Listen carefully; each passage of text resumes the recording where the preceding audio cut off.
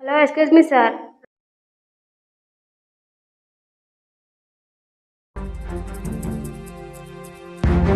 రాత్రి నా bike trouble ఇస్తే ఇక్కడ పెట్టి వెళ్ళాను.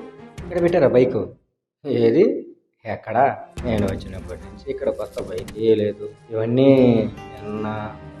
సర్వీసింగ్ వెళ్ళండి, వెళ్ళి ఎక్కడ పెట్టారు? లేదు, రాత్రి ఇక్కడే పెట్టాను. తను కూడా నాకు తెలిసిన వారి గ్యారేజ్ నేను చెప్పి పని చేపిస్తాను అన్నాడు.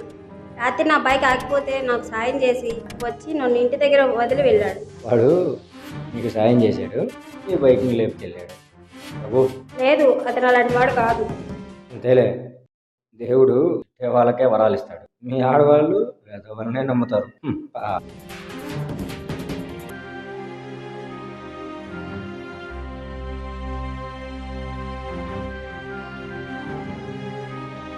Hello madam.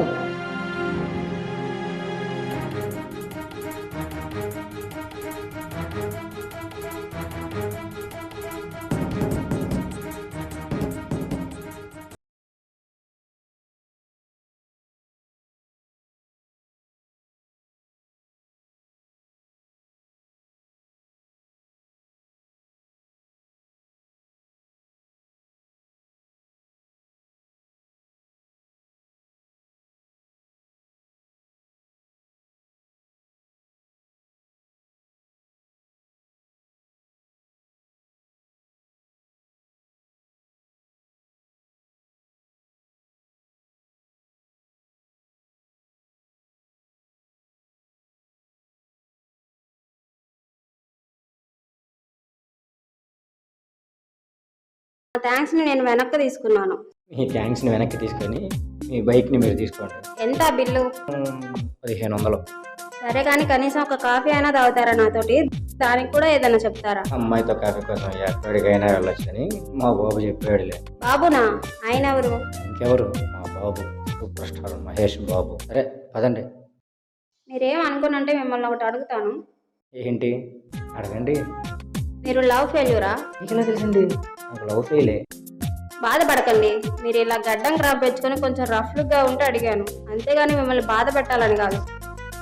ఏం చేద్దాంలే మేడం, ఒక్కరికి ఇద్దరిని ట్రై చేసి మూడో దానితో కూడా ఎంజాయ్ చేసి మరీ పెళ్లి చేసుకుంటే నాకు మాత్రం మొదటి లవ్తో పెళ్లి చేసి దేవుడు నా లవ్ ఫెయిల్ చేశాడు. ఏం చేస్తాంలే మేడం, ఈ జన్మకి ఇంతే. ఏంటి, మీకు పెళ్ళైందా? ఏదో ఒకసారి ఆవేశపడి తప్ప. మరి పెళ్ళైనా మీకు ఈ గెటప్ ఏంటి? మీ ఆవిడ మిమ్మల్ని ఎలా ఒప్పుకుంది? నీకు ఒప్పుకోదు. మీ ఆడాళ్ళకి పెళ్ళయ్యే వరకు మాత్రమే మొగుళ్ళు అందగాళ్ళు కావాలి, పెళ్ళయ్యాక మాత్రం వాళ్ళు అందంగా ఉంటుంది చాలు. అయినా ఈ అవతారం నా ప్రమోషన్ తప్పదు. ప్రమోషన్కి ఈ అవతారానికి సంబంధం ఏంటి? నాకు అర్థం కాలేదు. ప్రమోషన్ అంటే జాబులో కాదు.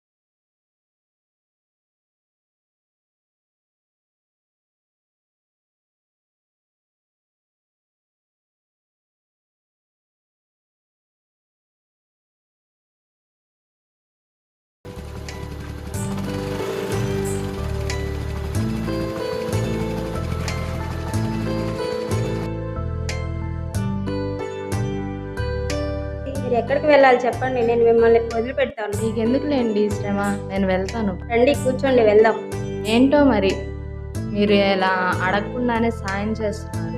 అంత లేదులే, ప్రపంచంలో నాకన్నా మంచి వాళ్ళు చాలా మంది ఉంటారు. నా పేరు కావ్య. నా పేరు ఉషా.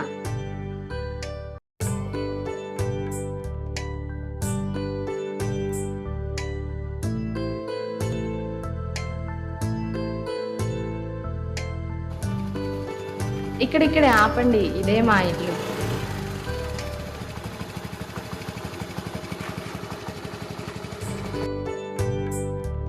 మంచినీళ్ళైనా త్రాగండి.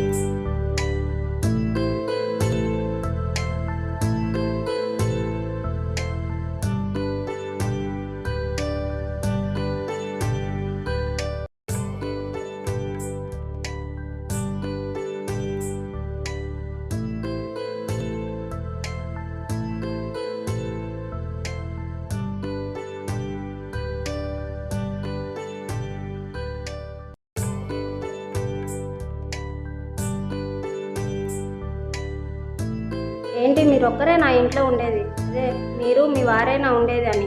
అవును, మేమిద్దరమే ఇక్కడ ఉండేది. మాకందరూ ఉన్న అనాథలం, ప్రేమికులం. అంటే ఇది లవ్ మ్యారేజా? అవును, లవ్ మ్యారేజ్.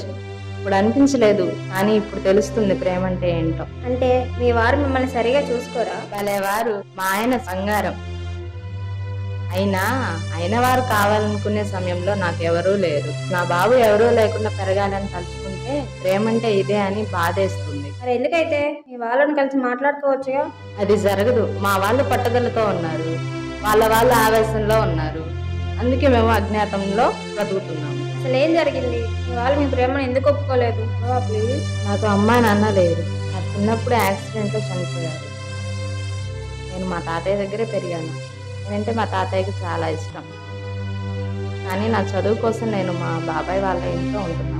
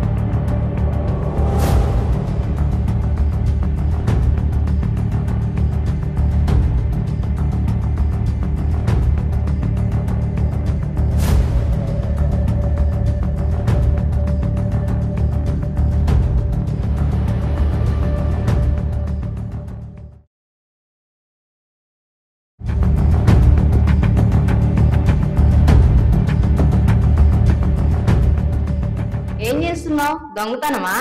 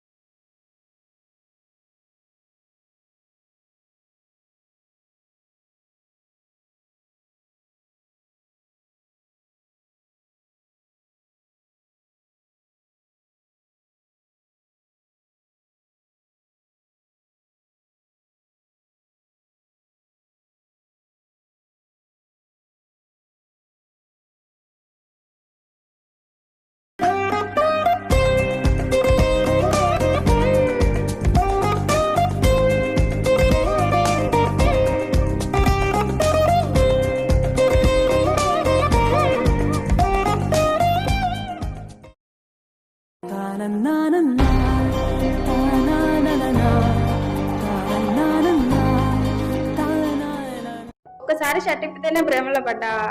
అయినా వీళ్ళకి ఏం పని లేదు, ప్రతిదానికి షర్ట్ ఇప్పడం తప్ప. ఏం చేస్తాం, పోయే కాలం వస్తే మన ప్రమేయం లేకుండానే ప్రేమలో పడతాం. అప్పటి నుండి ఒకరిని ఒకరు ఇష్టపడ్డాము,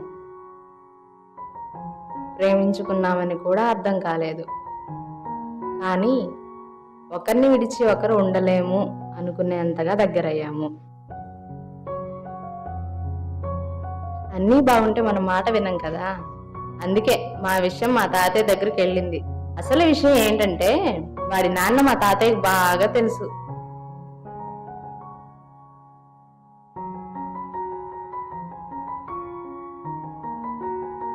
వాడిది మా పక్కన ఊరు. ఇంకేముంది, మా తాతయ్య వార్నింగ్, మా మామ ఫైరింగ్, మేం జంపింగ్.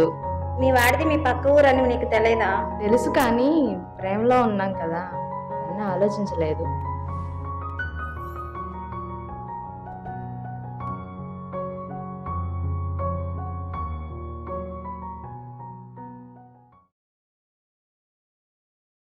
ఎరా వెంకట్రావు, ఎవరైనా పశువులకు మేత కావాలంటే మేతను కొనుక్కోవాలి, లేకపోతే అడుక్కోవాలి. అంతేగాని నువ్వేంట్రా మేతతో పాటు పొలాన్ని కూడా శాశ్వతంగా తీసుకోవాలని అనుకుంటున్నావు? ఏంటి సీతారామయ్య గారు, మీరు ఏం మాట్లాడుతున్నారు?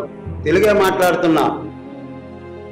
నీలాగా నీ కొడుకులాగా మనుషులతో ఆడుకునే ప్రేమ భాష నాకు తెలియదు. మరి అంటే ఏంటి? ఏమీ తెలియనట్లు నటించుకో. మీ వాడు ఇక్కడే ఉండి చదువు సంధ్యలు లేకుండా పొలంలో పని చేయకుండా గాలివాడవుతుంటే మీ చెల్లెల దగ్గర ఏదో పని నేర్చుకుంటాడు అనుకున్నావు. కానీ నా మనవరాలు ప్రేమించి తన ఆస్తిని, నా పరువును నాశనం చేయాలనుకుంటున్నాడు వాడు. మర్యాదగా మాట్లాడండి మీరు కొంచెం. మాకు ఆస్తి అంతస్తులు మీ అంత లేకపోవచ్చు, కానీ మాకు అభిమానం, పొరుగు, వంశ చరిత్రలు ఉన్నాయి. తెలుసుకోండి, మీ వాళ్ళలో చదువుకున్న వారు ఎక్కువగా ఉన్నారు కాబట్టి మీకు రాజకీయంగా అంగబలం, యుద్ధబలం ఉంది. మా వాళ్ళల్లో చదువుకున్న వారు చాలా తక్కువ. అందుకే మాకు కండబలం, గుండె బలం, ఎవరికైనా ఎదురు నిలబడి సమాధానం చెప్పే సత్తా ఉన్నా మేము పశువులను మేపుతూ మీరు చెప్పిన దానికల్లా గొర్రెల్లా తల ఊపుతూ ఉన్నాం. అంతేగాని మేము మీకన్నా ఏమి తక్కువ కాదు. అయినా మీరు చెప్పింది నిజమైతే నేను నా కొడుకునే వదులుకుంటా, కానీ ఈ మనవరాలు మాత్రం నా కోడలుగా ఒప్పుకోను.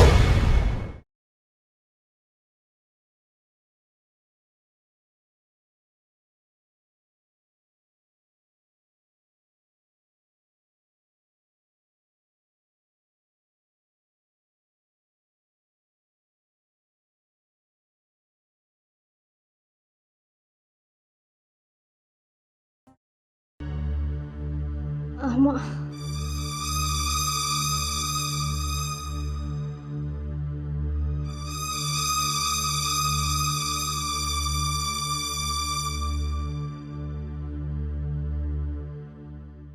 రారా త్వరగా, తను చాలా బాధలో ఉంది, నొప్పులు వచ్చినట్లుంది. ఏం పర్లేదు, నేను వచ్చాను కదా, నేను చూస్తాను.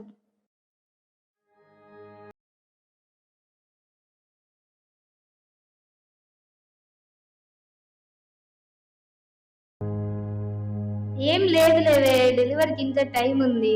ఇవి మామూలుగా వచ్చే నొప్పులే, ఏం కంగారు పడాల్సిన పని లేదు. థ్యాంక్స్ ఏ, లోగానే వచ్చి మంచి పని చేశావు. అది సరే రాని, ఎవరామె? లేటునా? లేదు, జస్ట్ తెలిసిన వాళ్ళు. ఆమె చాలా వీక్ గా ఉంది, బ్లడ్ పర్సెంటేజ్ చాలా తక్కువగా ఉంది. ఆమెను కొంచెం త్వరగా హాస్పిటల్లో జాయిన్ చేస్తే మంచిది. అవును, ఇంతకీ మీ లవర్ బాయ్ ఎక్కడికి వెళ్ళాడు? ఇంతవరకు ఒకసారి కూడా రాలేదు, కనీసం ఫోన్ చేయలేదు. అసలు ఇంట్లో నిండు గర్భిణీ ఉందనే జ్ఞానం లేదు. వాడు మనిషా లేక మృగమా?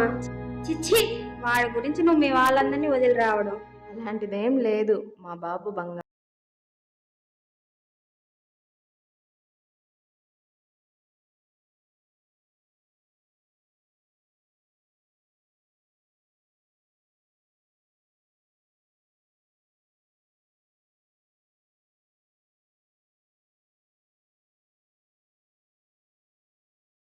నేను తీసుకొని వెళ్ళి వాళ్ళ ఇంట్లో వదిలిపెడతాను. నువ్వు రెస్ట్ తీసుకో.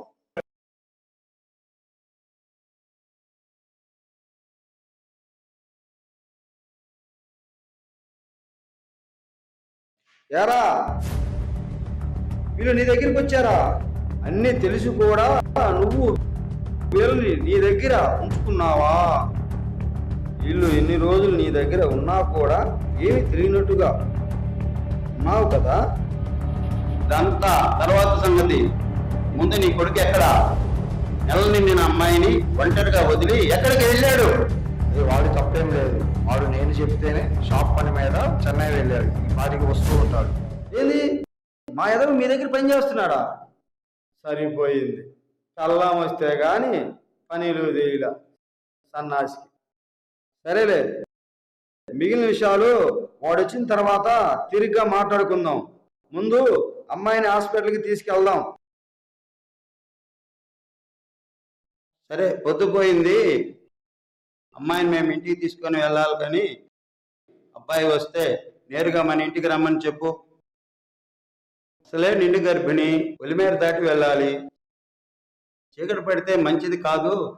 సరేనా?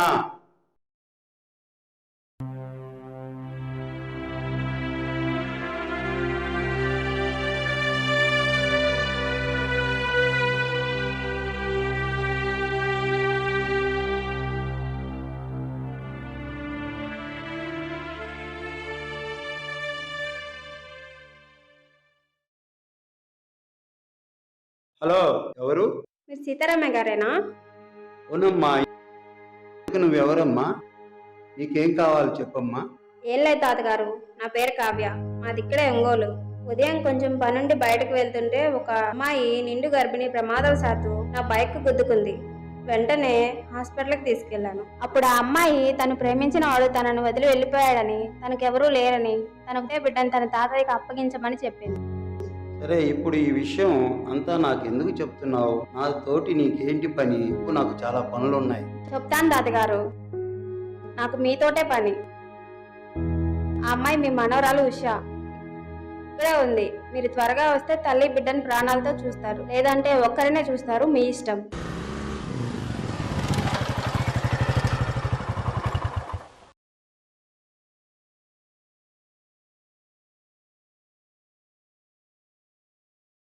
మీరేనా ఉషా తాతయ్య?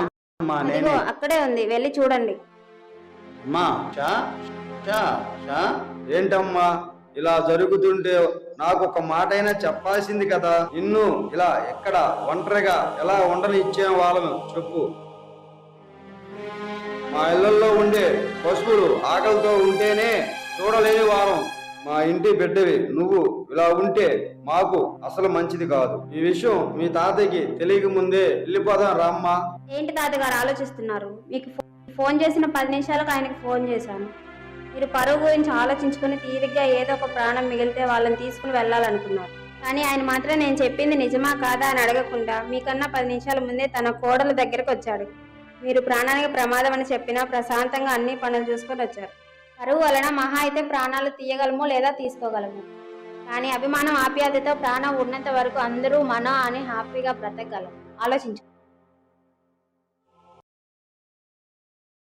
రామయ్య గారు, లోపలికి రండి.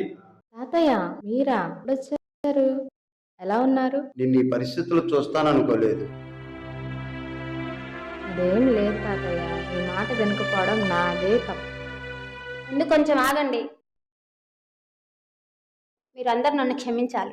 అదేంటి, మా అమ్మాయిని మాకు దగ్గర చేసింది నువ్వే, నన్ను క్షమించమని క్షమాపణ మాకు చెప్తావేంటవి? అంటే మీకు నేను ఒక విషయం అబద్ధం చెప్పాను. అబద్ధం చెప్పావా? ఏంటది?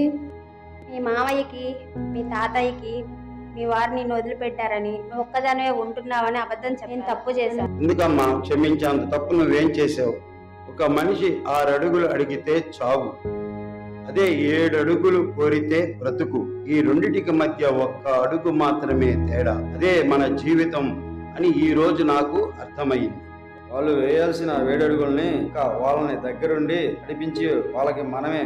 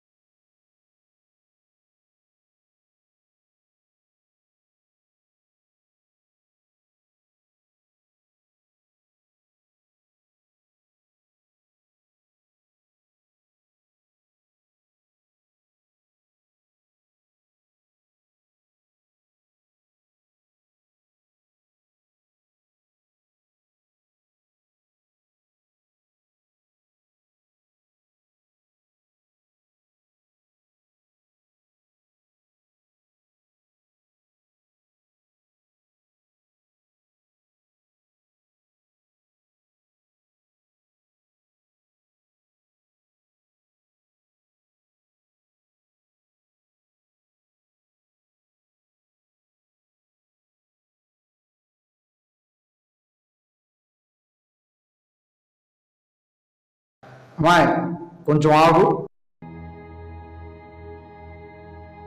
ఇప్పుడు ఇక్కడ ఏం జరిగిందో నీకు అర్థమయ్యిందా? ఆ, అర్థమైంది. మీకు అర్థం కాలేదా? నాకు అర్థం కాలేదు. వాళ్ళు ఎందుకు వచ్చారో ఏం మాట్లాడారో, కానీ ఒకటి మాత్రం అర్థమయ్యింది. ఏంటది? ఈ మార్పు కారణం నువ్వని అది మాత్రం అర్థమయ్యింది. ఇంతకీ నువ్వు ఎవరమ్మాయివి? అల్లూరి వారి అమ్మాయిని. అల్లూరి లక్ష్మి కావ్య నా పేరు. ఓహో, అల్లూరు వారమ్మాయివా? ఆ అల్లూరు వారి బాణానికే పదును ఎక్కువైతే ఈ అల్లూరు వారమ్మాయి మాటకే పదును ఎక్కువ. బాగుందమ్మా. అబ్బాయి ఇక్కడేం చేస్తున్నావు? నేను స్పేస్ తీసుకుని వచ్చి నీకోసం ఇప్పటిదాకా షాపు దగ్గర ఎదురు చూసుకుంటే నువ్వు ఎక్కడున్నావా? వెళ్ళే ఇంకా ఎక్కడ? లేదు, తీసుకుని వెళ్ళారుగా. ఎవరు తీసుకెళ్ళారు? ఎక్కడికి తీసుకెళ్ళారు? మీ నాన్న వాళ్ళ తాతయ్య ఇద్దరు వచ్చారు, చూశారు, తీసుకువెళ్ళారు. నిన్ను కూడా అక్కడికే రమ్మన్నారు. థ్యాంక్స్ బాబాయ్, ఇంకా సూపర్ బాబాయ్. ఇదే చేసావు. ఏం చెప్పాను? లేదే. నేను ఊరికి వెళ్ళానంటే నువ్వేం చెప్తావు లేదా? ఒరే, అమ్మాయి సంగతి నాకు వదిలే, నేను చూసుకుంటా. నువ్వు వచ్చేసరికి చూడు, నువ్వు నమ్మలేని నిజాన్ని చూపిస్తా. ఓ వెళ్ళి రాపో. నేనేదో నోటి తోళ్లతోటి చెప్పాను నిన్ను ఎలాగైనా ఊరికి, కానీ ఇలా అద్భుతం జరుగుతుందని అనుకోనే లేదు. అవును, ఇది నిజంగా అద్భుతమే. వీడికి నేను విడమర్చి చెప్పడానికి నాకు అర్థమైతే కదా. సరే బాబాయ్, వెళ్ళొస్తాను. ఉంటాను మరి.